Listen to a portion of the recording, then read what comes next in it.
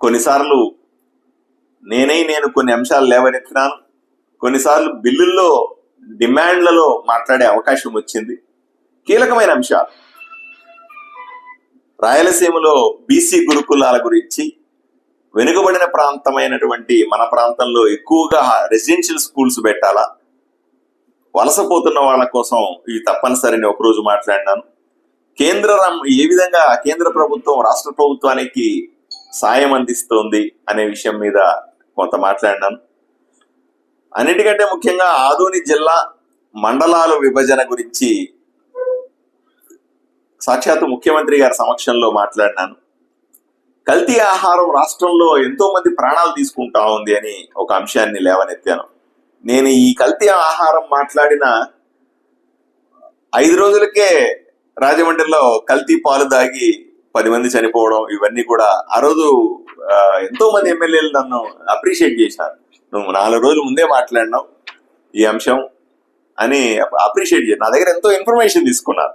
నేను మామూలుగా ఏది మాట్లాడను, చాలా రీసెర్చ్ చేసి తరోగా ఉంటేనే మాట్లాడతాను. నా దగ్గర ఉన్న కంటెంట్ కూడా వాళ్ళు తీసుకున్నారు, నాకు ఆనందం అనిపించింది. అలాగే విద్యుత్ శాఖకు సంబంధించిన బడ్జెట్ కేటాయింపుల్లో మాట్లాడినాను.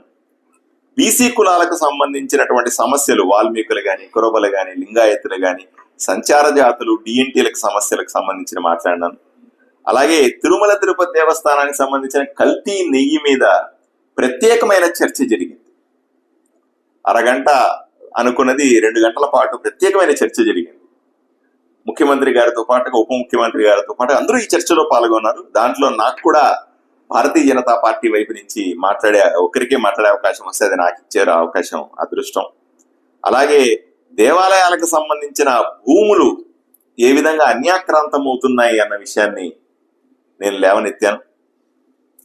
జగన్మోహన్ రెడ్డి హయాంలో హిందూ దేవాలయాల మీద సుమారుగా 125 దేవాలయాల మీద జరిగిన దాడుల గురించి, 125 దేవాలయాల మీద దాడి జరిగితే ఒక్కరిని కూడా అరెస్ట్ చేయకుండా ఉండడం, ఒక్కరికి కూడా శిక్ష పడకపోవడం అనే అంశం మీద చాలా సీరియస్ గా మాట్లాడినాను.